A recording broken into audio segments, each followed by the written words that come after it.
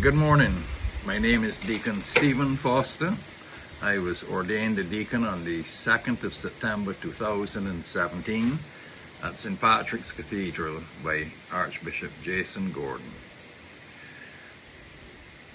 Archbishop Gordon had approached me and asked me if I would be interested in joining the program for training to become a deacon, and I declined. I told him that I really thought that he could find somebody more suitable. But he asked me to reconsider, and I said I would enter into the program and avail myself of the training and make my decisions as the program progressed. About halfway to three-quarters way through, being exposed to all of the information, the teachings, the explanation and education about our faith, I realized that I was nothing more than an adult with a child's understanding of my faith. And it is this training and this exposure and the wisdom and knowledge and understanding that came with it that convinced me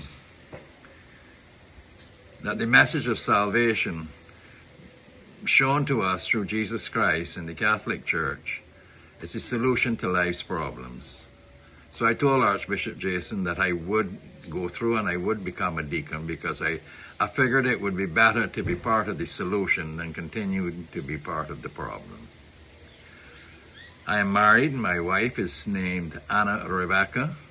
We have 4 children, 2 boys and 2 girls. We have 7 grandchildren, and with the 8th on the way in early September. Who knows, she may be born on the anniversary of my ordination. What I like most about becoming a deacon is that it helps to keep me in check. It helps me to work on my prayer life, the reading of the scriptures. It helps me to live that which I believe. And I can't do this by not availing myself of the time needed to prepare and to allow the scriptures to penetrate and work on me. My ministry, I'm attached to St. Dominic's Church, and I serve on Sunday, the 3rd Sunday of every month, and on every Wednesday. I'm also given the ministry of the prison ministry. We have a small team of 3 people, and we visit the prison monthly. It's a good ministry. It allows us to see the multiple sides of human nature, to see the pain, the hurt, the suffering, the agony, the hope, the trust, the love, and to see how God ministers to people in all these situations.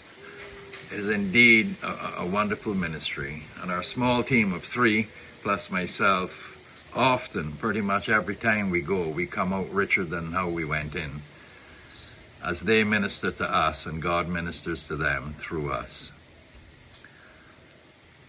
What you don't know about me is that my hobby is surfing. I was born in Barbados, raised in Christchurch, and spent most of my free time in my teenage life in the sea surfing.